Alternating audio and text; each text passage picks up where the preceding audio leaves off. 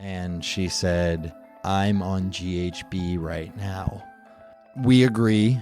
Drugs with acronyms, I don't do. I didn't even know what that drug was. So I said, what is that? And she said, it's the date rape drug. And I was like, I don't think we should hook up. Then she was like, no, don't worry.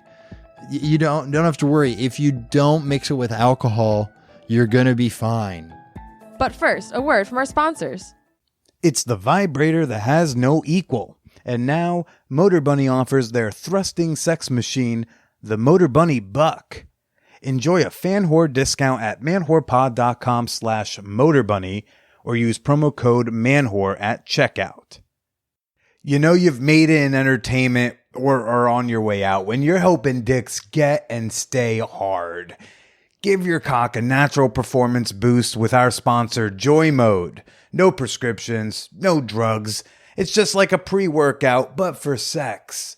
Get 20% off your first order at usejoymode.com/manwhore. Again, that's usejoymode, USEJOYMODNE, and use promo code manwhore at checkout. Now let's get to the show. Welcome to the Man Whore Podcast.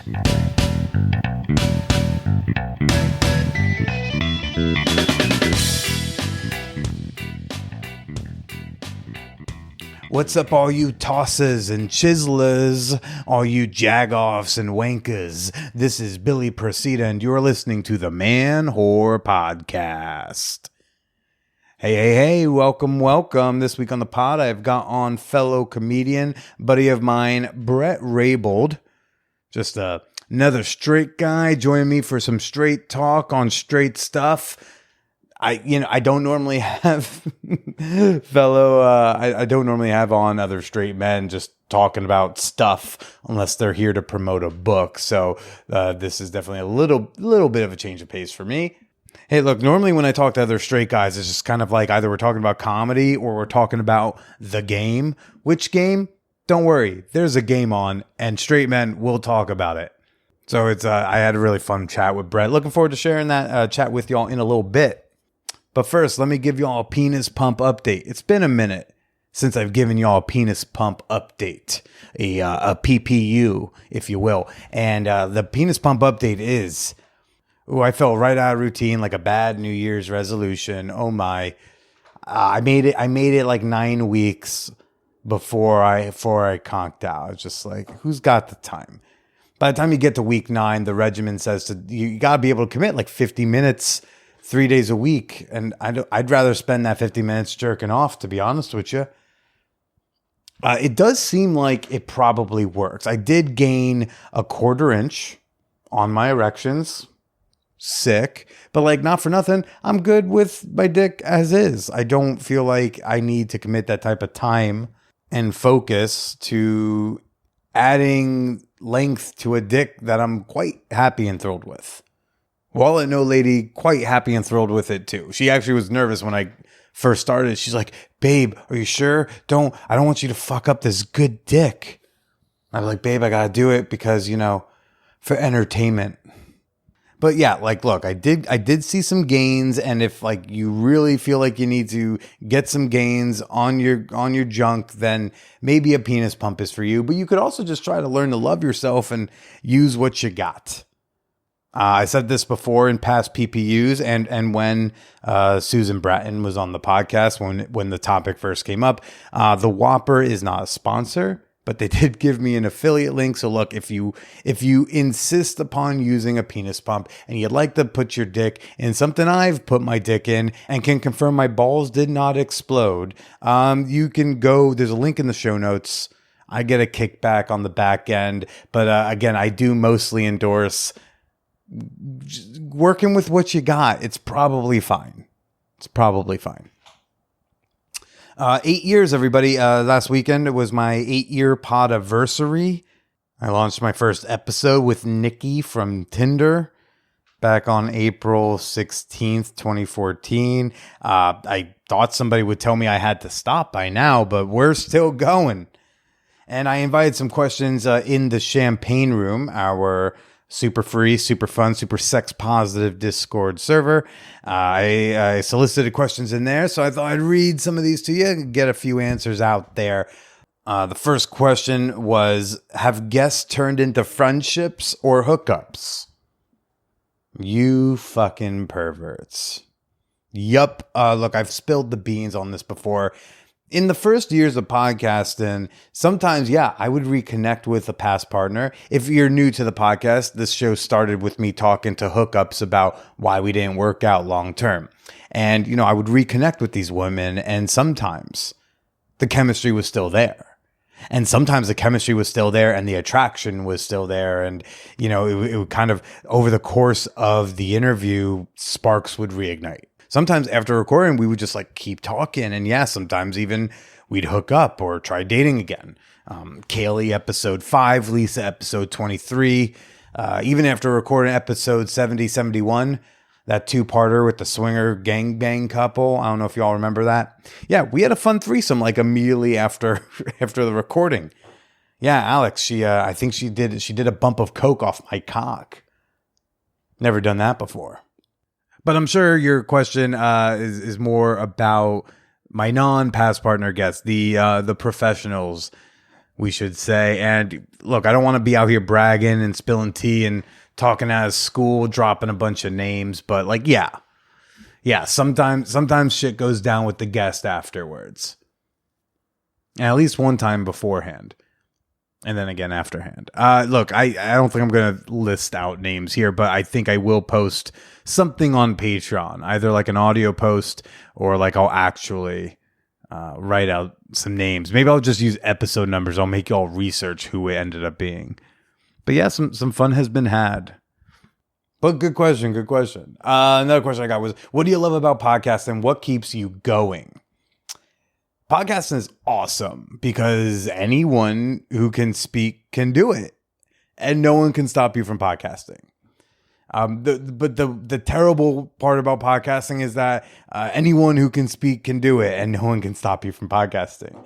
Yeah, even if you're a batshit, crazy, hateful conspiracy theorist, yes, you can still host your own RSS feed, regardless of what some company says, and you can put your stupid crap out into the universe. It's very democratic in that way. Anyone can do it. And you can get discovered by people all around the world. That just doesn't happen with social media and algorithms and stuff. In podcasting, anyone can be a radio host. Anyone can be a storyteller. Anyone can be an investigative crime detective.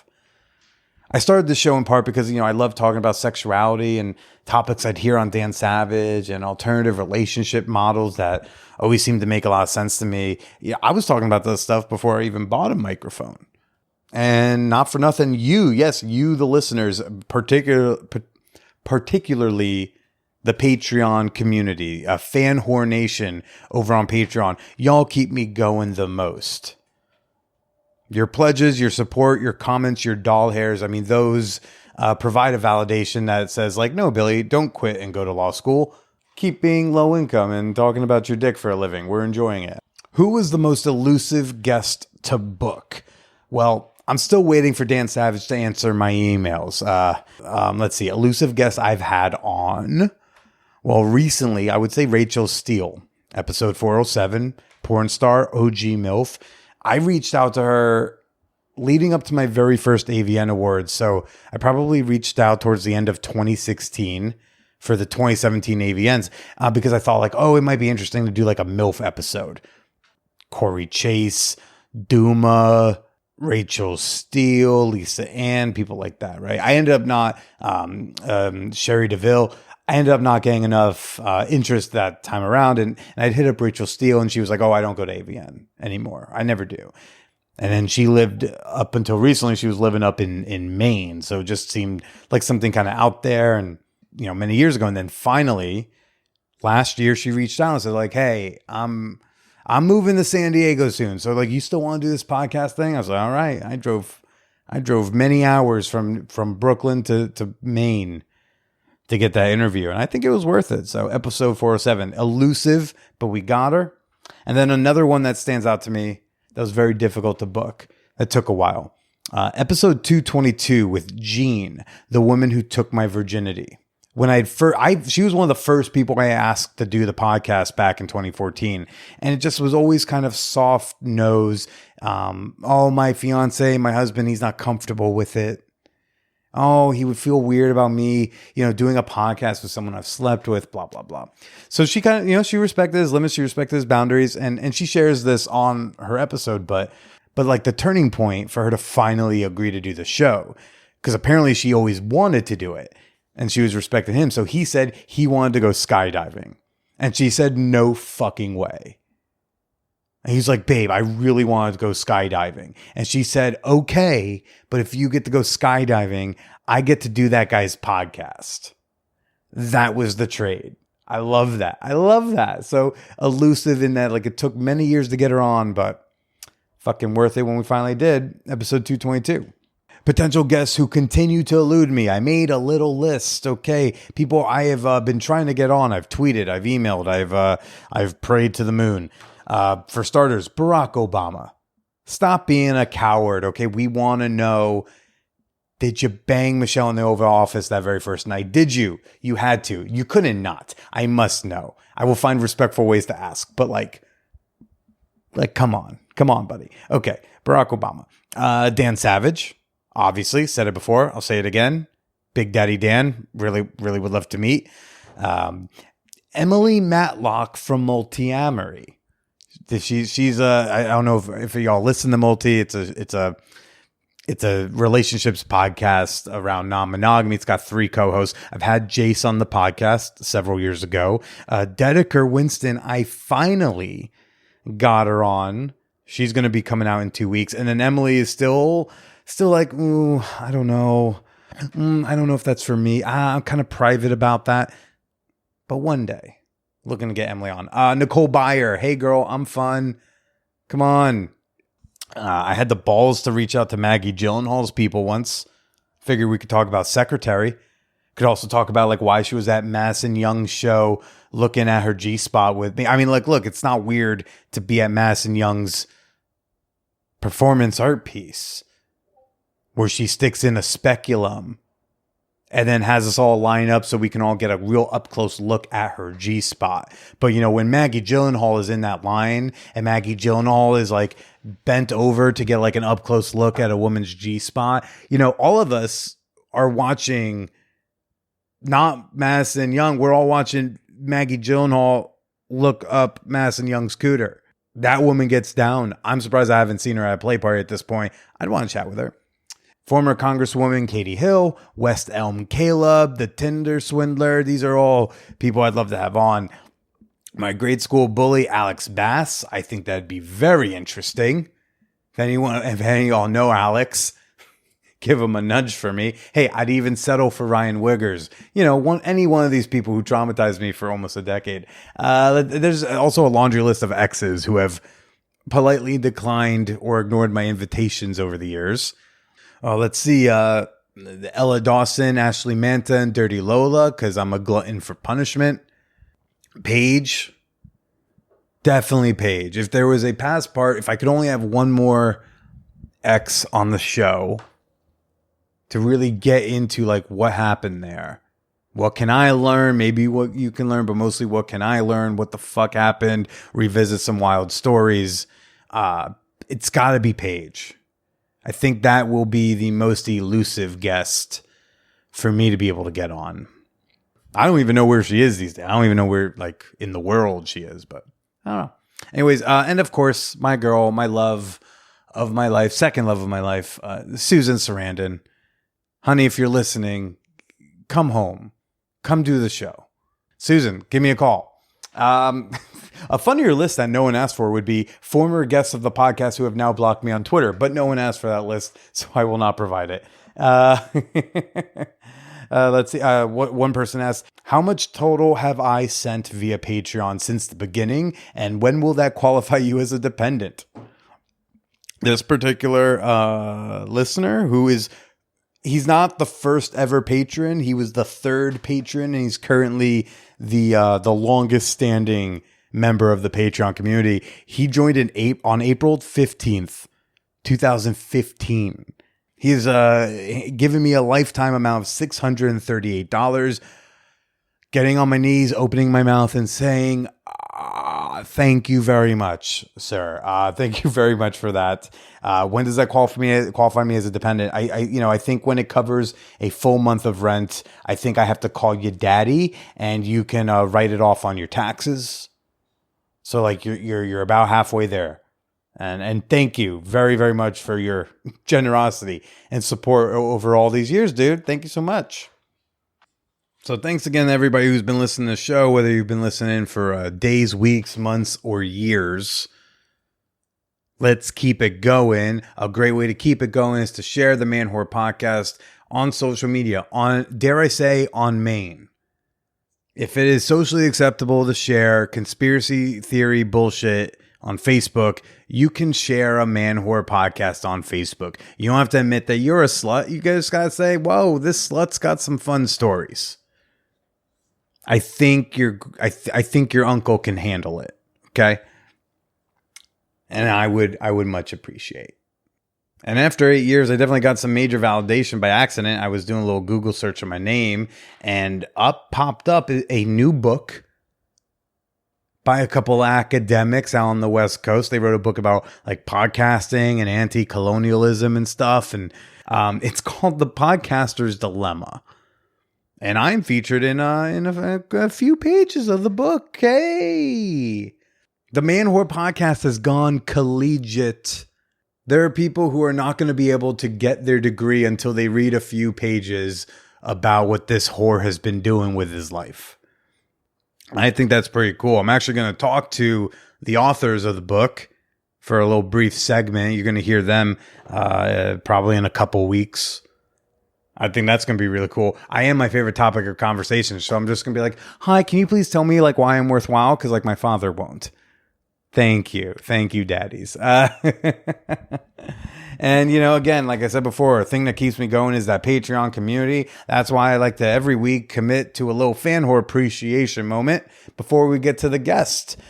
Right now, I want to give a shout out to Shia Perel Koenig.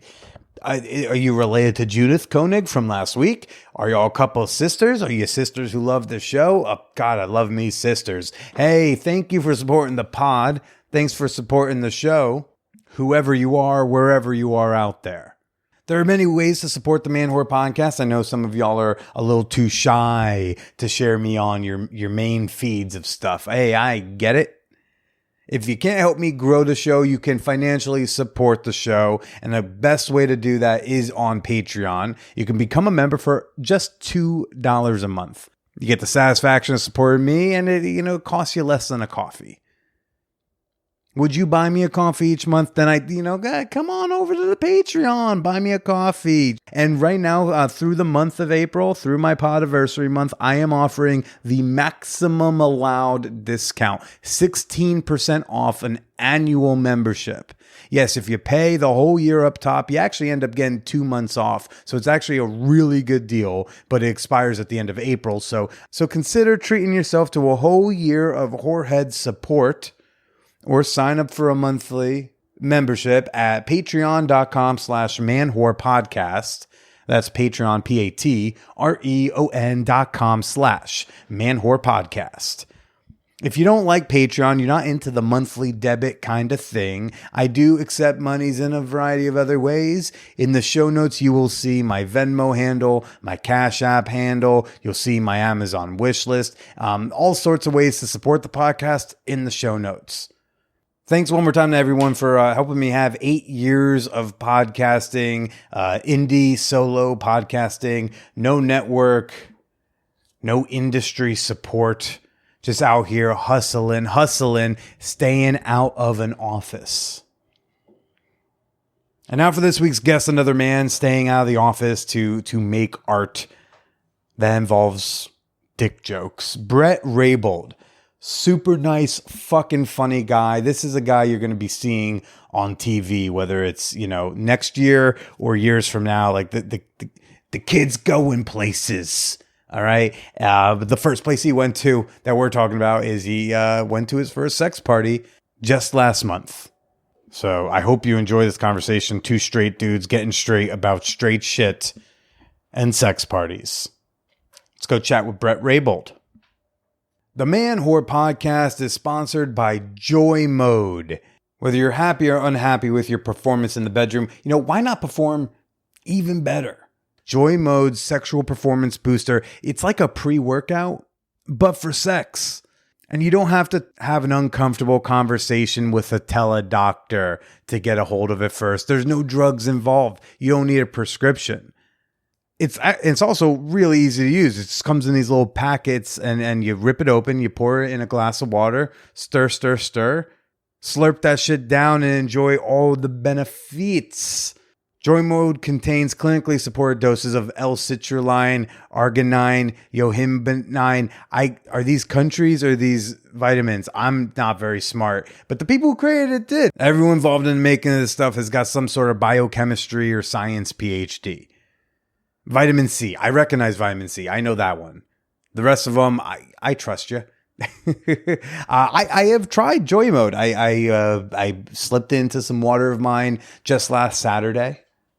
I didn't get myself into an opportunity to observe the boosting effects of it, but I have a feeling very soon I'm going to come back with a little story about using the Joy Mode. But here's what I can personally report so far.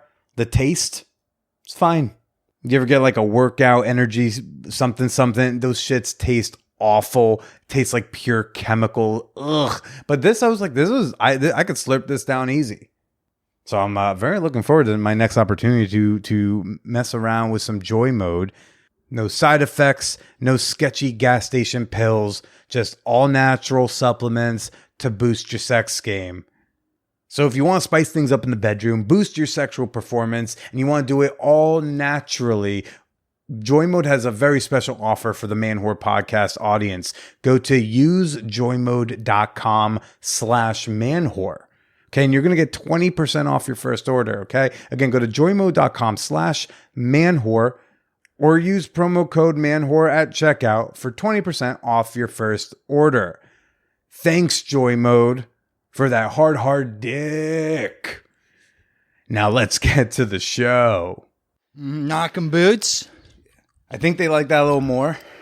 Knocking boots. How about splitting giblies? Splitting giblies. I haven't heard that one before. I just said it. This is straight man talk. I'm definitely still out of breath. Billy and I, for those listening, and if this even makes it to air, who knows? As the way we do it here on Man Whore is we just start recording. We talk, and who knows when maybe he'll fade in right now. I mean, it's like certain songs that they do the gradual fade in. Mm-hmm. That could be this. Maybe this is not even on air. Maybe I'm just wasting my time. Yeah. But maybe Billy I'll and format over the memory card again, and it'll all be irrelevant. Oh my God, so much context is set up. First off, out of the gate, I come in. I'm on the Man Whore Podcast. I'm excited to see my fellow straight friend. And, well, no, straight. You're not straight, actually. Oh, I'm not. Well, are you not? Didn't we talk about that last time? We did. We may talk about it again. I don't know what that means. But you're not anymore. even a label. That's it. I'm broken. I don't know. You have a podcast called the Man Whore Podcast. Well, I don't know. Maybe. Maybe. I don't know. It's like, what does straight even mean in 2022? It's like, Shay was is gender queer or non-binary. Person you're seeing. No, this is an ex of mine who did the show. Okay. Episode 260. And I don't know. I don't know what it means. Does it mean I have to only be attracted to cisgender women? Well, then the answer is I am attracted to more than that. But everyone I'm attracted to looks like they are or once identified as a cis woman. That's what's up. Sure. So, listen, I want to say this as a diplomat of the straight community. All are welcome to identify as straight. Well, thank you. Whether you're gay, lesbian, or bi, or anything else, you are welcome to identify as straight. We're an inclusive group. You're gay, you can be straight. We? No, but I'm trying to rebrand, bro. No, the straight community has not always been the most inclusive for many millenniums, but the last 6 years we've been working on it. We're 6 years into a new franchise of straights that is trying to be better. Look, we renamed the team the Washington Commanders, and now the straights are trying to do the same. I don't even think they're gonna. I think same thing's happening with the whites. The white. Oh, whites are trying to be better. Are they? Some. Again, it's still under its first decade. Well, everybody, I've got back on the show comedian Bret Raybould. It is great to be here, Billy. This is round 2. I made a podcast in Boo Boo where we had arguably one of the funniest episodes we've ever had. We're gonna beat that. So shit. much fun. And I had a great time. Yeah. I genuinely did. Do you have any highlights you remember? I mean, we talked a lot. We talked about a lot of things. We talked about your performance in your inclusion in Team BJ because you have certain memorabilia on the walls. Very sex positive room we're in. We talked about giving up, how I'm on a porn sabbatical. Mm-hmm. And we talked about working at sex parties. I'm giving a book report of our podcast. What if I had the transcript and say, "Hey, can you come over and we're gonna read the script again? Mm-hmm. We're just gonna try to do the exact same." Oh my god! Try and act like we're all. Dude, I did that once with a show where I accidentally. It was a virtual podcast. It was good, and I forgot to click my good mic in the settings. Are you recording? Huh? You're recording? Yeah. No. I checked. I checked this time. I recorded with my it recorded me with my MacBook internal microphone, right? So it's not as good. And when I went to go edit, I was like, oh fuck, his mic sounds good, mine sounds like dog shit. So I re-recorded my side completely with the new mic as if Billy, oh my god, that's hilarious. That I'm faking laughs that happened in the moment. Dude, this is 2 days after I had been dumped, so I'm so depressed. And yet I'm re-recording fake jubilance. Oh my god. That's so funny. So we had this how long? An hour. You had to do a full hour of faking it? Plus the bonus episode. Damn, that is like intercourse. Full hour faking it.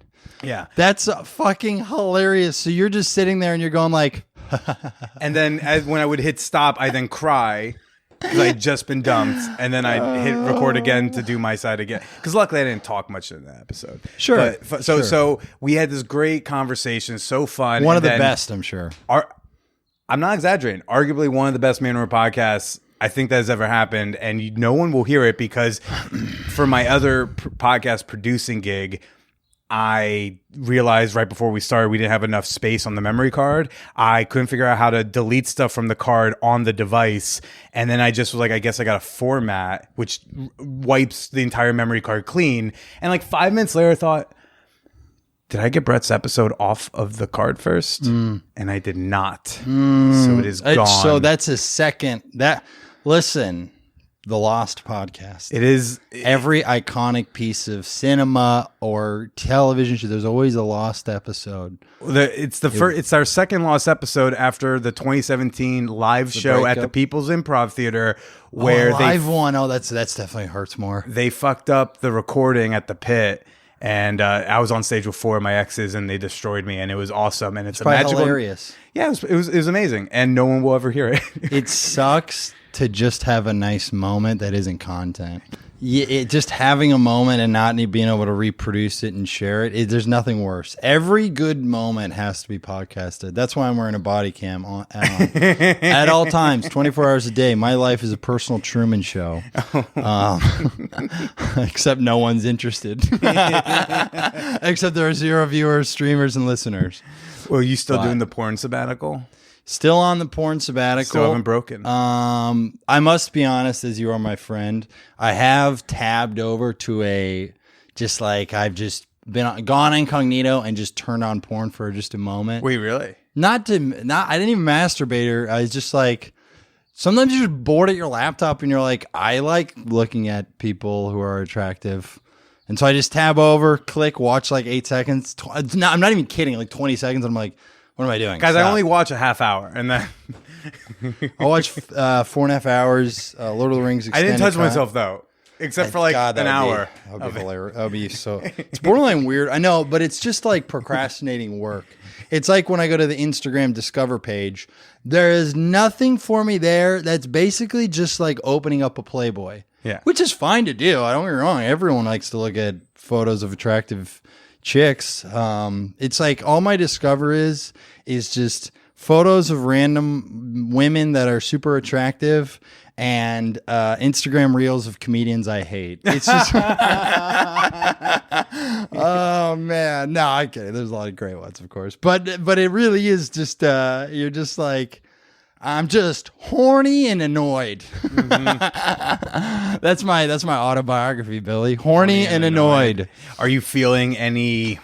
Are you feeling God, any this is sort of like? So funny that this is a document of like an interview of like we got to get to like I Am Legend like recordings so that they exist for humanity in the future. What was it like to not watch porn for 6 weeks? Did your body change? Yeah. What are your questions? Well, I was going to ask, like, have you noticed any differences in your body and soul from not watching the porn for Not how really. long now? I don't know, 6 weeks. 6 weeks ish. I don't know. It's not like I marked a day. Okay. Not really. I'm not like I am such a better person.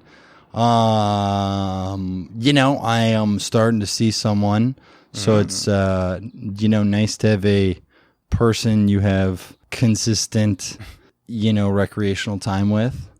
Sex. What? Sure. Am I being annoying this episode? I No, can't tell. not at I came all. in with a fun energy. You're doing fine. You came in and you dropped down and did 41 push-ups. And then Billy did 42. And I could have done more. And guess what, Manwhore Nation? You know what? He did 42, and I said, all right, and I did 2 more and did 43. And as we were recording this, I would like it to be on the record that I did more push-ups than Billy. Sure. Whatever makes you feel better, man. MJ competitiveness. Just like you no longer watching porn, I don't think actually does anything for you. If No. it makes you feel better, good for you. Whatever. It's fine. That's right. That's right. That's the thing. And that's the thing about it that I also feel. It's not that dramatic of a thing. That's Like you're and not that's on why Reddit talking about it. No, God, no. That's oh my God, no. I would never. Like this isn't a no fap movement. No, I've masturbated. It's something you gotta do. 43 times. That's exactly one more time than Precita. I jerk off more than Precita. Yeah, that's what I'm gonna competitively text you like when I masturbate. Like, what have you done today? Can't wait. Can't wait. I'll be like, I've already masturbated 3 times. Get on my level. Damn it! You're like, I've already masturbated 3 times. I've been to 6 sex parties. Like shit. I tabbed over to porn for 30 seconds and I was like, woo. Sometimes people will be like, yeah, no, we're thinking about going to our first play party ever, and I'm just like, I've been to like 6 since COVID. Like what? Mm-hmm. That's right. That's so funny. They're like, that's so and you're like, socially distanced. We all masturbated from different sides of the room. Yeah, we all shot towards the center for an art piece. Bro. oh my God. That's a great idea for an art piece. Yeah. Honestly, sex party, canvas, everyone come on it. Into it. Yeah. Well, into it. It's not a bull. On it, right? Come on onto it, yeah. And I bet you could get that into a modern art museum. Unfortunately, I hate modern art for that reason. I know. But unless I sold it. All right. Well, you in your post-pandemic plans, you started working at a sex party? I did. I was working. We're going to try to like pretend like this is like a fresh thing we've never talked about several times already.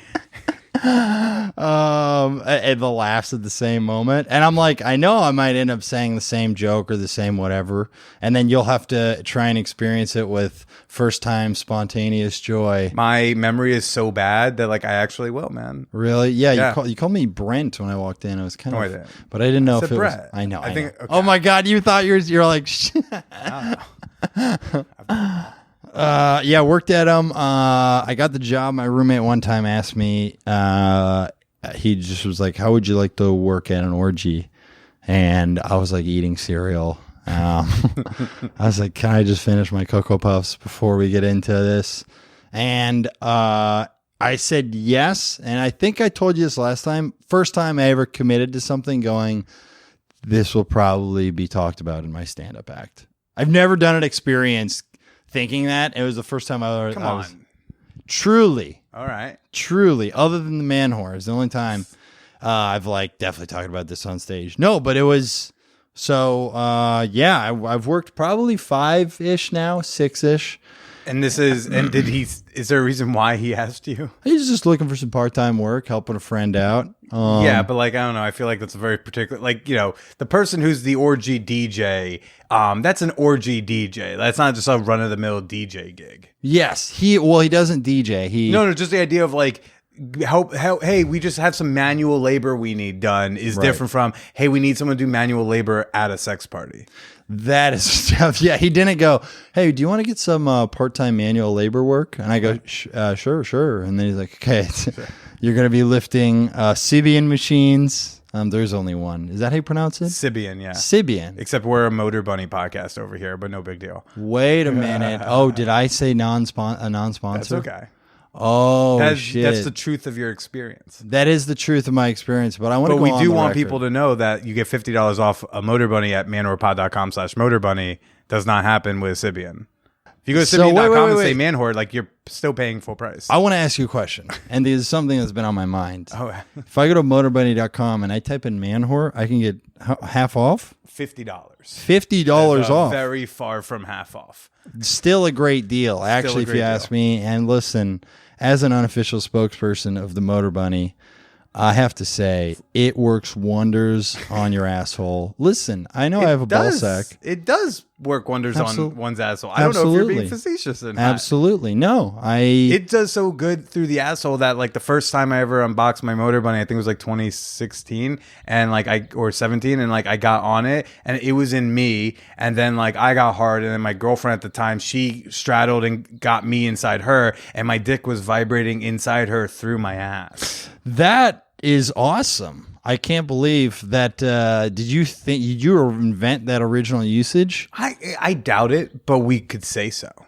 Billy Procida is an innovator in the sex community. I mean, not that is. I appreciate that as someone who, you know, being realistic, I probably wouldn't talk about like I admire an ability to be really forthright about something a lot of people, perhaps including myself, would be reticent to get into the nitty-gritty details of. Is there anything in particular you would be reticent about getting into the nitty-gritty details of? I mean, probably I mean, what was the first time like playing with your asshole? You and Jordan seem like a play with my own butthole kind of family, so don't pretend like you haven't. Well, my first time was with my brother Jordan, actually. I do not know if I've ever played with my own bunghole. Oh, is that disappointing? it doesn't hurt my feelings. Listen, I've got a spare butt plug somewhere. I got a few lying around. Whatever it takes to get those subscribers, bro. Yeah, look, stick it in. I got a butt plug sponsor, man. We'll You do do? that. Oh, you don't have not, one? Not at the moment. I have in the past, just not right now. Yeah. That's I'll make some calls. Yeah, thank you. So you've never, before all this, you had never been in some sort of group sex experience? That's correct. I had never been part of a group sex experience. And then you jumped into like not volunteering, but like working at a sex party. Then I jumped into working at a sex party. And I mean, how else are you going to, like, because some people do volunteer. They volunteer in exchange for a ticket. That's like normally the That's true. system. That is, but you were actually getting like legal cash tender. Legal tender. Yeah. That's right. I was getting I was getting some greenbacks. People are like, you want us to blow you for us work? We're like, no, honey. My landlord needs cash. Yeah. I was like, I can't transfer your blowjob to the landlord. I did it once and it tasted horrible. Really? No, just saying. Oh, I was like, what was his name? Yoev. It was very were they circumcised? Jewish landlords? Jewish. I would imagine the Jewish. That's right. They circumcised. But no, I wanted to get a primer for what the sex party would be like. So I asked a friend if I could just stand in the corner during one of his threesomes. Okay. And That's not a real story. but you working at the sex parties is a real story. And Yes, I wouldn't make up that. That is true. that's a good man of you. What was it like to walk in and see like more than one naked body in a room? Yeah, I mean, it's startling, but then it's also kind of totally normal. I mean, it's just like after the initial like, whoa, people are fucking, you just like, what am I going to do? Stand in the corner and watch? No, I'll walk in the room and like, grab something that needs to be grabbed or whatever, or walk into the room as I'm going to do labor in another room. Because most rooms at a sex party are just rooms. Yeah.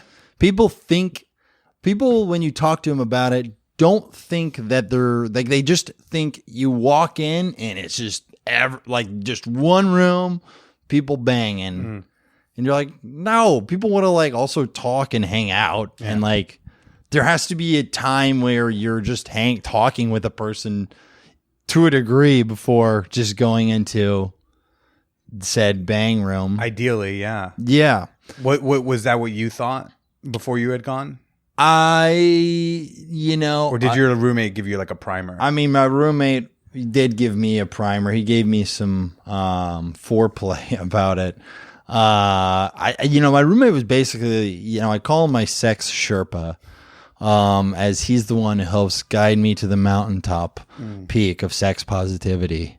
No, he just told me like, first off, it was just funny because he was like, it was almost like we were gonna have sex for the first time because he was saying all the things of like high school boyfriend to like girl for first time. Whereas like, just don't be nervous. Just relax. It's going to be fun. You're going to bleed a little, but it's okay. Yes, Billy. Punch up king. Yes. Came in with the real punchline. He's telling me about the people, and it was just funny because we're all setting up beforehand, and everyone is very nice. The head of it, and I'll give them a shout out. It's called Chemistry Parties in New York. Google it if you're interested. And so like a long running party. Like I heard about that party like 10, 11 years ago. Yeah, in a very real way, I feel very lucky to get to know people in that community and the folks that work at it.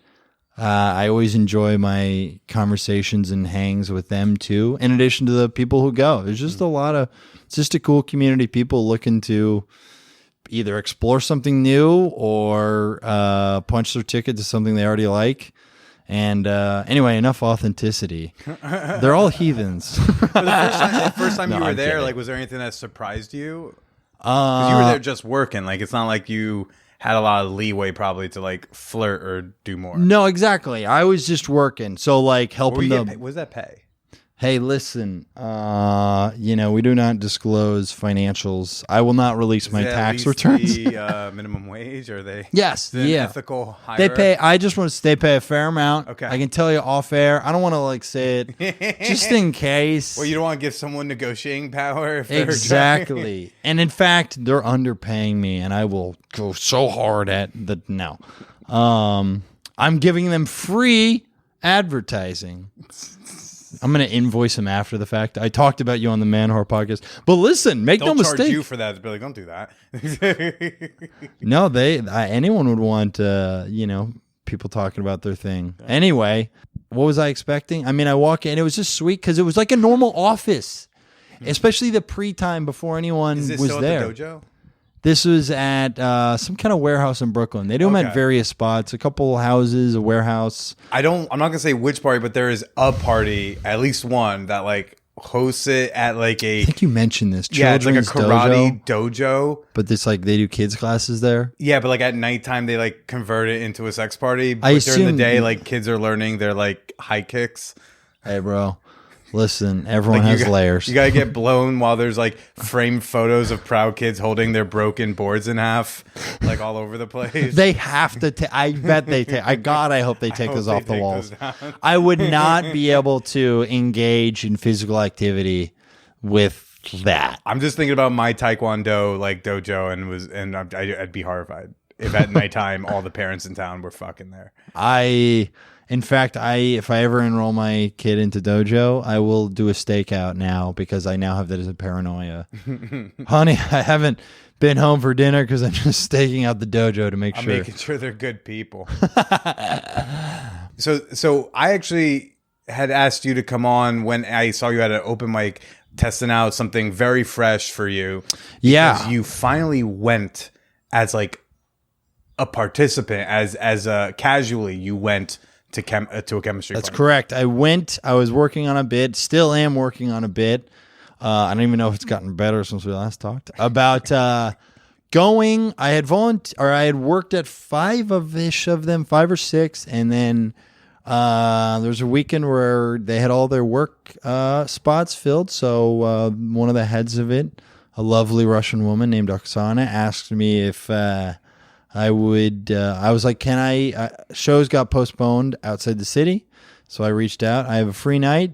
Can I work them? She said, "Oh, we're filled on workers, but if you'd like to volunteer, and then be able to attend, so i.e., get a free ticket to the orgy to hang at the party and maybe hook up with someone if the moment was right." What'd you do? Did you bartend? Did you set up? You break Set down? up. Set up was yeah. So Setup's set up. a good move.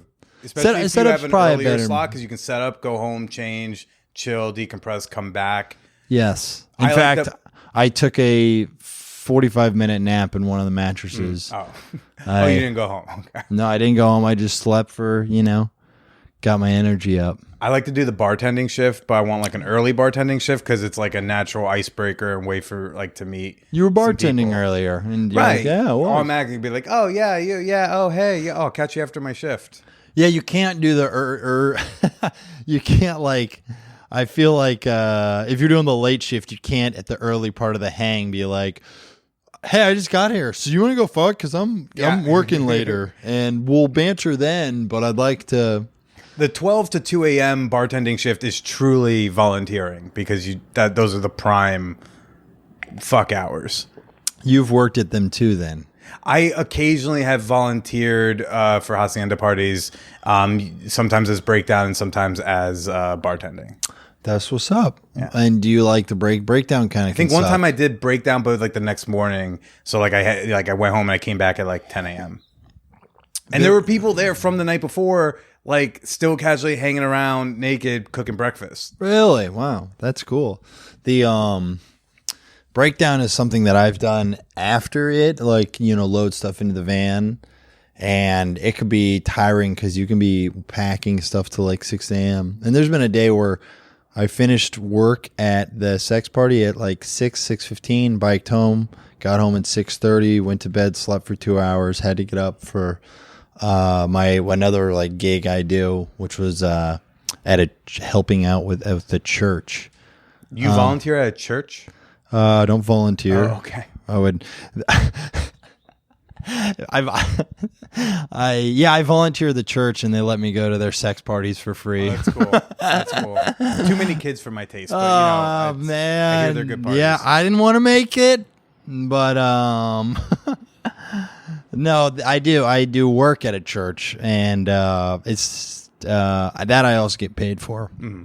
And people are like, minds are blown. They're like, you do both, and you're like, yeah, because they both give me money. Yeah, It's whatever pays. Mm-hmm. So you went for the first time as a participant, and were you nervous? I mean, I definitely was nervous, just because you're like, it's a little bit like I'm a little bit going with the express intent to try and experience this thing, which a requirement of that is having sex with a person. And Not necessarily. that's true. But yeah, I even then wasn't like, I gotta fuck. Because even that's like a, I don't know, not like toxic, because that's an extreme word, but that's like I think you're not going, there are ways to have fun. Granted, it was a degree on my mind, but I'm not a person, like, I can have fun if I just have great conversations with friends. That's also fun. Yeah. So it's like, I went to a party. That wouldn't even be the worst thing to have. You know how many parties I've gone to and not had sex? You've very already very done that. few Right. actually, but no, I'm kidding. Most parties, Right. most parties, And that's what most sex parties are anyway. They're just parties where instead of like finding an empty room or going back to someone's place, it's just like, or we can just go to that mattress. That's right, and that's what did occur with me and a person. Couple people, you got a little, well, kind of. So Listen, you got to keep the supply down so the demand is high. well, I mean, before we get to like what happened and the story you were telling on stage, what was going through your mind before you got there? Did you do any sort of like mental preparation, or did you just say like, fuck it, I'm going to an orgy? Yes, I meditated for 8 hours. No, I didn't do any like mental preparation. Okay. I looked in the I do mirror. an hour of yoga just to calm myself I can down. see. Well, yeah, that's like you calm yourself down. Calm yourself down. Are you nervous still at this point? You're a veteran of the scene. It depends on what happened. Like when I got like a knife shoved in my face at 2:00 on a Saturday afternoon on the J train, I was like, I need to decompress. Did that happen on the way to or from? Last October, I went to into the village to go get like my costume or to try to get aspects of a costume. And so it's like, I mean, I got fucking like thigh high socks, a bright green mesh top, glitter, and it's in this like black standard bag or whatever. It's like in this black plastic bag. I'm just on the train home with like my Frederick Douglass book and this black There it is, plastic right bag. there. Yeah. I've actually read much of that book. You have? Frederick Douglass. I It's noticed really it good. the first time, and I was Not the autobiography. This is a biography. no, the biography. Yeah. It's yeah. really No, I fucking actually good. have read it. He's an incredible person. Yeah. As if we needed to say that about. Hey, Frederick Douglass got look, that Bret Raybould cosign. I've already been impressed by Frederick Douglass. This author, David Blight, did an amazing job keeping it like as an engaging, like 700 something page book. But it was like, I'm on the train with that. And God, I could talk about Frederick Douglass and not sex parties. I'll invite you on my Frederick Douglass podcast later. It's called The Radical Whore. Oh God. That's what he was known as, a radical. Well, I mean, or was it a racist smear campaign? We're not sure. Calling people radicals? Oh no, Yes. no, call him a whore because was he? Oh, that was a part of. God, that's interesting. That was a part of something that was lobbied at him. Was I think he had a white woman who helped him with his bookings Towards the end of on speaking engagements. Towards the end, like after his wife died, yes, there. But then there's Judith Griffin, who's one of the people who you're talking about. She helped push were him. they? And stuff. Weren't they? Kind of a manager. There was a lot of that stuff going on. Yeah, well, of course. Did you know that Frederick Douglass endured racism? The more you know. No, you bring up. That's like interesting. I was not doing that. I was trying to make just find a word play. I was not calling Frederick Douglass a whore. I would like to go on the record and say he's an American hero and probably the most impressive American in the history of our country in terms of what he was given at birth and what he became. Are y'all receiving the virtue signal enough, everybody? It's not. Good? I actually don't even see it as virtue. I mean, he actually. I got posters of the man in my bedroom. I'm truly a stan. Check my library card. I read a Malcolm X book. Sorry. Think about what he did. It's really cool. I don't know if people we know it's cool, but do you ever take a moment and go what Frederick Douglass accomplished? Do you know when he was working? You do know. You read the book. One of the things that was so cool about him, when he was working as a building shit, he would hammer nails. I forget, it might have been Doc working, but he would put books in front of the tools and stuff furniture he was hammering so he could read while doing manual labor. Yeah. What the hell? He's that's insane. Of course he became this brilliant speaker. Who reads while doing manual labor? Brett, no one here is accusing you of racism. You don't have to keep going on That's about an Frederick Douglass. Interesting detail that I think the Man Whore Nation wouldn't mind that mini detour of that real fact about him. They're all very appreciative. Man Whore Nation, let me know that you appreciated taking 3 minutes to share an interesting factoid about Frederick Douglass. Now, back to our respective penises. Can everyone sense the white panic tension going on in Brett's body? Oh my God. I want you to know I am He's a like, proud my career is black young. I don't male. want it to be over by accident already. So I was on the train from getting an orgy outfit in the village. Was the costume Frederick Douglass? Did you know that? No, I'm kidding. And Just kidding. Go on. Yeah. I'll put a link to the book in the bio, in the show notes. Fuck that. Plug me. Frederick Douglass had enough heat. So I'm on the train back. It's like 2 p.m, and just an altercation happens between. I mean, I think I've said this on the podcast before, so I'll do the short version. There's a Vietnam aged. But you didn't get the Bret Raybould twist. I did not. Yes. There's a Vietnam aged older white couple on the train, and then there was this like across caddy corner to me, and then across from me is this like Vietnam age. Like he's got a Vietnam vet cap on. He's like, I don't know how old he is. Veteran. But he's like whatever a Vietnam vet age is, that's what they are. Okay, cool. I don't even know anymore, right? Like sure. Whatever that was, that's how old he is. Yes. And then across from me is like a black dude, big dude, probably a little older than me, maybe late, and we're all wearing masks, which I think is mildly relevant. Basically, a young homeless woman comes on the train, black girl, old couple, to themselves are snickering at and making fun of her, the homeless chick, asking for money, and then dude kind of they're making fun of a homeless person? Yeah, because like she said like how much money she needed for a room, and she said I've got 80, I need 110.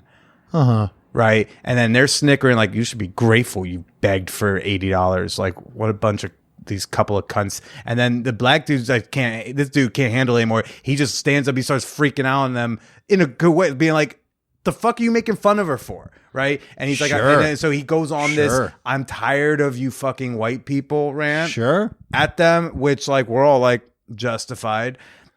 And then he gets up in their face and like I'm just gonna say commits like in my opinion, a mild act of physical violence. And even then I'm like, kind of justified. I think racists should get hit a little more often.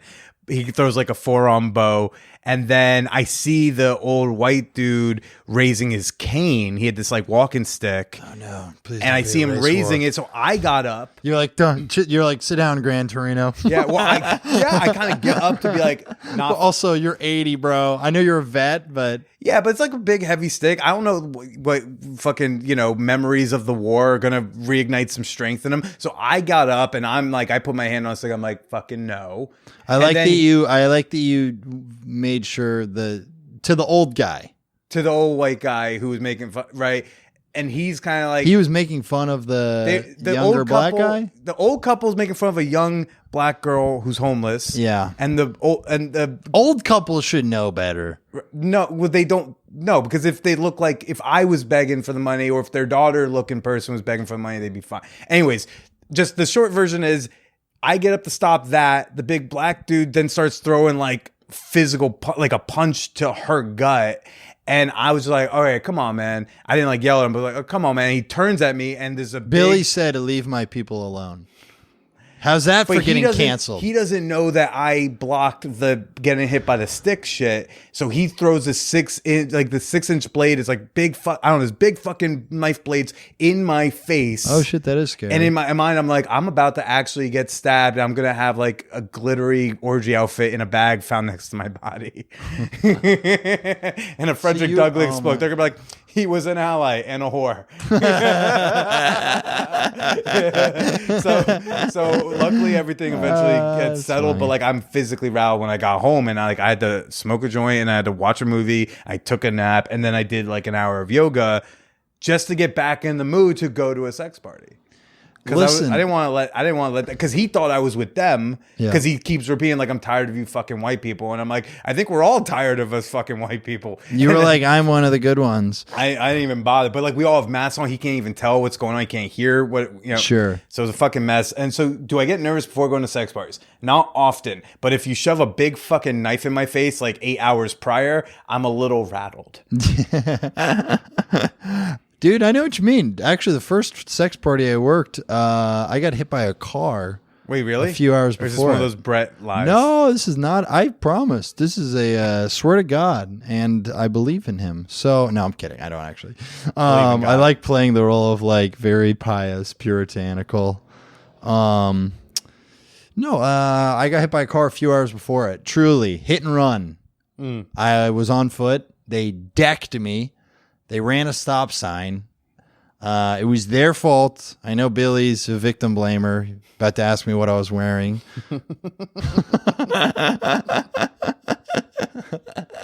What were you doing out that time of night? Bro, it was 6 p.m. Yeah, seriously, 6 p.m. First day I worked one. Yeah. And I was actually excited to work one because I'm like, new life experience. I'm going to work an orgy. I think it's like a fun, interesting life experience to do certainly once. And I didn't want that to frame me. I was bleeding, bro. I got hit bad. I flew through the air. Was this a Dane Cook joke? You remember this one? I did the Dane Cook like isms.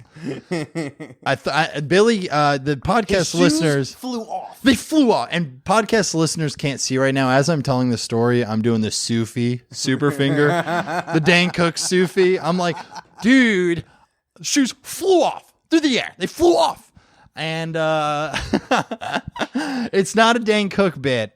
And I was like, Karen, Dane Cook does not get enough credit for inventing Karen as the first slur. You know what? I'm going Frederick Douglass detour. This is a reminder that I'm white. Dane Cook, underrated, bro. I agree. And I know the word bro typically follows saying Dane Cook is underrated.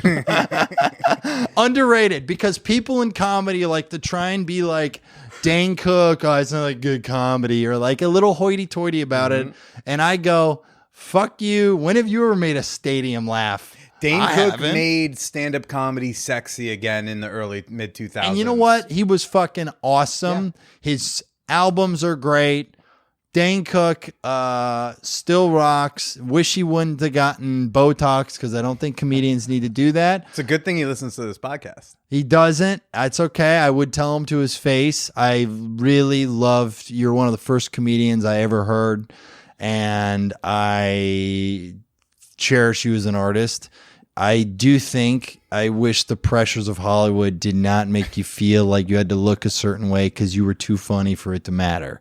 So you got hit by nice, this, or is that mean? That's very nice, I think. You got hit by the car on the way to chemistry, and you still went and you worked the gig. Good for you. I did. You did your time. Yeah, my Frederick Douglass book flew through the air. Sorry. So sorry. But I'm white. I say sorry a lot. But what this is, can I tell you this detail about the story about hitting it by the car? Hit by the car definitely felt intentional, honestly. I'm very white. You can't, like, maybe my skin translucent, like reflected blinded their eye. But I flew through the air. I hit the ground. I'm bleeding. They went, people, swear to God, I remember looking up, seeing a biker. They just kept bicycling.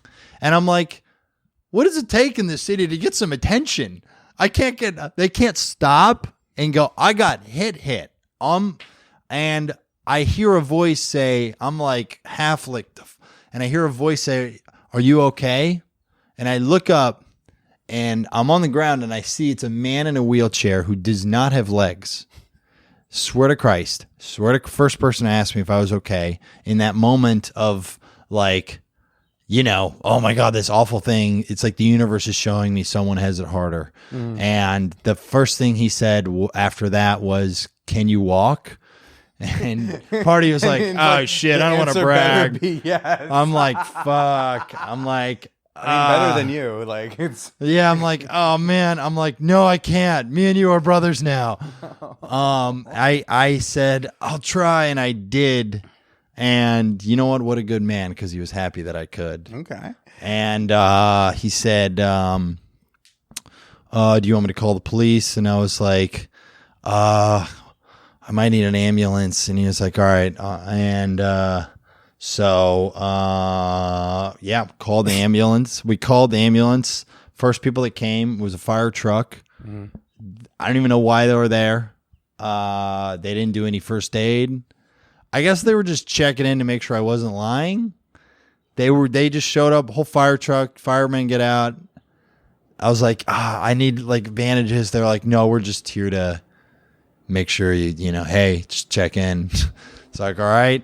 Then ambulance comes and they get me inside, and they were like, just in case, they were like, they were like, what's your blood type?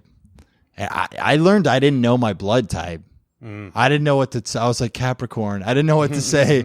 I was like, I'm a Libra rising. Just fucking, is that it?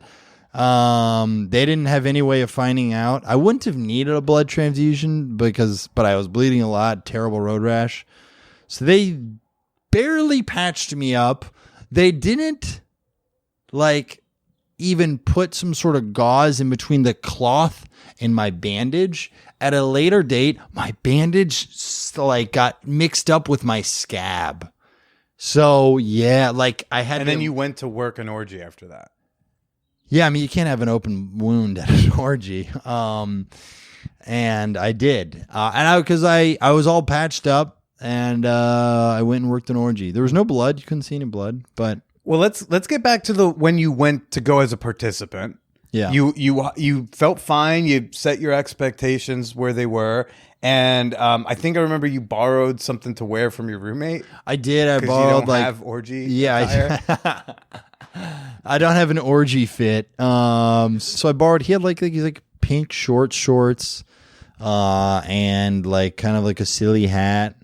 And it's the type of outfit that I'm like, if anyone wore that at a party, that guy is not getting lit. I was like, who am I, Mystery, the pickup artist? Except at a sex party, yeah. Then you show hi, I know I look very heterosexual, but I am trying. I know what you mean. I mean, it's participate as much as you can. Yeah. And signal hey, I'm here to have fun and not act it's not we wrong. know we're wearing silly stuff or Right. we're wearing over the top stuff. So it's not wrong, but to participate is more right.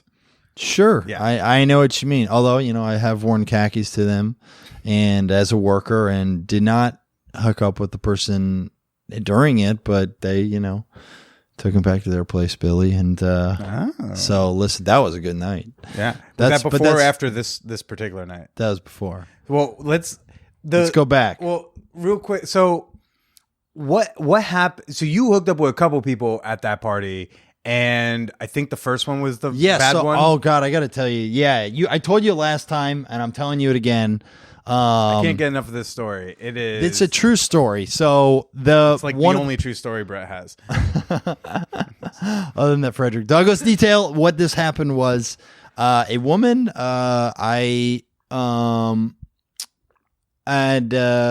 is a woman I had a nice connection with. Actually, her and I had hooked up, and then another woman came in.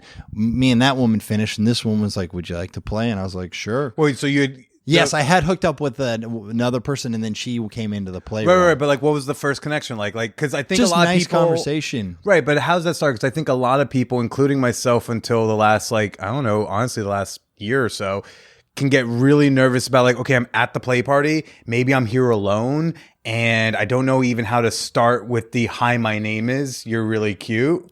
I know that took me a long time to get used to. Yeah. So how does the conversation even start? I mean, I think it's one of those things where you're standing next to each other, and then sometimes you can start a conversation with, "How's it going?" And it's this isn't interesting, of course, but maybe now it'll get interesting. Okay. So I think that's what I said. Obviously, I don't have an approach or a line or anything like that. Although, man, I love being... The process of being I'm starting to see someone, I'm really excited about it. But the process of being a single guy can also be an enjoyable one in that play party or otherwise, whenever you approach a woman at a bar in a public place, you really do get to feel like a 17-year-old high schooler again.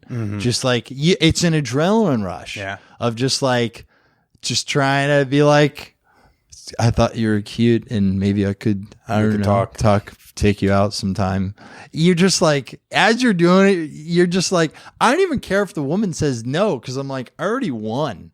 I already won by having the courage to just be I'm doing it. What's up? I think that's a dope way to approach it. You know what I mean? It's of course, what she says no? Okay, that's fine. Yeah. I already got what I wanted out of this, was proving to myself, hey man, I still got the courage to try. And do you have a thing you say to people at sex parties? I heard you open by going, hey, name's Billy Procida. I was in Team BJ2. It works every time. Every time. They're like, I grew up with a poster of that on my wall. They're like, it's my favorite sequel. You're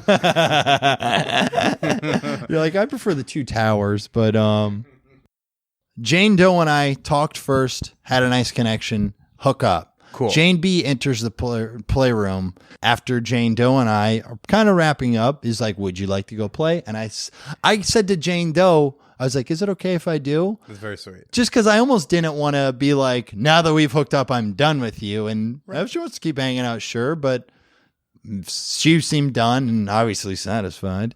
But, you know, we were hooking up. I was tugging her hair. And then she stops me and says this choice line. She said, do you do drugs? And I said, sometimes I smoke weed pretty much most days. And she said, I'm on GHB right now. We agree. Drugs with acronyms, I don't do. That's what we talked about last time. If it sounds like a chemistry problem, it's probably not for me. I pretty much exclusively weed. And so I didn't even know what that drug was. So I said, what is that? And she said, it's the date rape drug. And I was like, so funny. I didn't know what it meant. I was like, ha. What? Like, so weird. And she goes, no, I'm not joking. And I was like, I don't think we should hook up. I was like, I was immediately like, COVID 6 feet, COVID 6 feet. And she didn't understand how I could see that as weird. Yeah. That's weirder to me than she was like, no, don't worry. You don't have to worry. If you don't mix it with alcohol, you're going to be fine. And I was like, dude, I told it, this is the joke I've said on stage. I always feel the need to like, this is the moment where I'm like, I've definitely said this joke to you before, Billy. So try and fake laugh for the first time. He's we both know I'm committed to re-recording fake laughter for the podcast. No, I would actually like you in this moment to juice in the laughs. I would like a crowd. Do a drop? Crowd drop? Yeah, crowd Make drop. a note for my producer, who is myself, and say, just give me a little audience clapping. You don't. I'm not actually going to give you production homework. No, but in that moment, I was like, absolutely. Like, you think I'm gonna still go through with it? You're like, and what she does pass out, and my DNA is found on her. The cops would not believe my alibi of like, no, dude, she roofied herself, bro. I'm telling you, because she's into that. I would be thrown in jail immediately because no shit. Especially if you have this is all so new to you. You're already at sex party, which is new. Drugs that make sex better is for all intents and purposes, unknown concept to you, because as your roommate told you later, he was like, well, I mean, it does make it feel awesome. But yes, but like, you don't know this. So it's a lot and she also didn't have to fucking tell you. So it's a lot to throw at you. I totally understand not following through on that one. Yeah, I don't know what the fuck she thought I was going to say. He was very thoughtful, though, because it saved me some of my own roofies. Sure. But did you look at her during the rest of the party, and see other people hook up with her? Did you feel like you need to be like, dude, you should know something? She's starting to make out with another guy. Hey, dude. Do you do drugs? He's like, yeah. He's gonna be She's on GHB right now. What's that? Good, I'm on BHG right now. It's fine. Whatever that is. MDMA. I let her do her thing, and I did learn. So from my roommate, he was like, I've done it before. Even a handshake feels amazing. When I was like, damn, I guess I could see why someone would enjoy. If a handshake feels good, I can imagine penetrative sex. I even mispronounced it.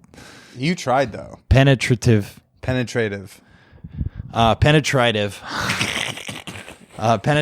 Souks. with Bret Raybould. Must feel like heaven. Uh-huh. Must feel like heaven. Do you think you'll go to a sex party again? I don't know if I'll go as an attendee again. Really? I'm still trying to get paid. Okay. And When you wouldn't want to go maybe with like a date one day? I'm seeing someone, and I mentioned them to her. Not as a we're Proposal. going, Yeah. but just more as a, hey, this is a detail of my life. Sometimes once a month I work here. And I told her the story of that interaction. And I said, if you'd want to go just to see what it is, sure, come. You can come. But, with a person you find very special, for my personal purview, I find monogamy to be a nice thing. Okay. And I wouldn't want someone to feel like they had to, there's any pressure to be anything but that. I don't even know if I would. What was her response? She was like, maybe a field trip. Maybe a field trip, yeah. But is also a person who intends to only be intimate with one person as well. That's okay. You can go to a sex party and not play with anybody else. Some people go, they don't even have sex there. They go, they want to like meet people and talk, but they want to like take in the sexual energy and then bring it home and fuck like bunnies at home. That's right. And that's great too. You can get some masturbation spank bank fodder, or just some kind of get you in the sex mood. I long say, Billy, that orgies are like Planet Fitnesses. Judgment-free zones. Oh. Straight talk with Bret Raybould. Are you on a crunch for time? No, I'm chilling, man. All right, I want to talk. We'll talk some straight guy stuff in a bonus episode. Oh, Let's talk about straight culture. What? Yes. As one of your very few straight male guests, I truly, when you came over last time, I was nervous. Like, how do I even talk to him? the chosen one, Billy. I'm the chosen one. All right, of the straight community. Patreon people, you'll hear that tomorrow. But for now, Brett, where can everybody else go to find you? Yes, I'm very excited to promote this. I'm producing a play for the New York Theater Festival. The play is a slapstick comedy spoofing all of the white savior / prestige race movies. It is called Race the Movie, the Play. I co-wrote it. With a hilarious comedian named Christian Duran. We're very excited about it. We launched Kickstarter. Right now, we have cast in it an amazing group of comedians, including Ted Alexandro, myself, Eagle Witt, and Andre D. Thompson, among Emily Lynn, among others. And we're really excited about this. If you'd like to give even $1, $3, whatever, to help this see its way to being a reality, check out our Kickstarter, or you can go to racethemovietheplay.com, racethemovietheplay, to learn more. Yeah, performances will be in late June, so you can pick up your tickets, DM me, or whatever on Instagram. I'll send you the link, or go to New York Theater Festival's website. To give you one more detail about the play, here's the log line. A white chauffeur named Wyatt Savior is tasked with driving around a brilliant black musician named Genius on his concert tour through the 1850s South, into what devolves into a panoramic parody of Oscar bait race movies like Green Book, Hidden Figures, The Help, Black Panther. We're very excited about it. It's going to be special. Anyway, check that out at Raybould on Instagram. Go watch my hour comedy special of stand-up on YouTube for free. Links for all of that in the show notes. Patreon people, tune in tomorrow for some more straight talk. And for now, Brett, more self-promotion. From end to end, what should I do? Why don't you go ahead and say goodbye to everybody? Guys, thank you very, very much for listening. I am very appreciative of Billy having me on his show and the community people that listen to this. I love you all more than I love my parents.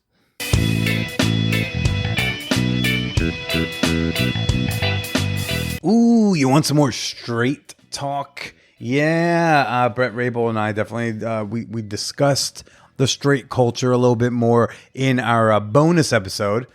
We did like another 25 minutes. I could talk to that dude for hours. It's so fucking funny.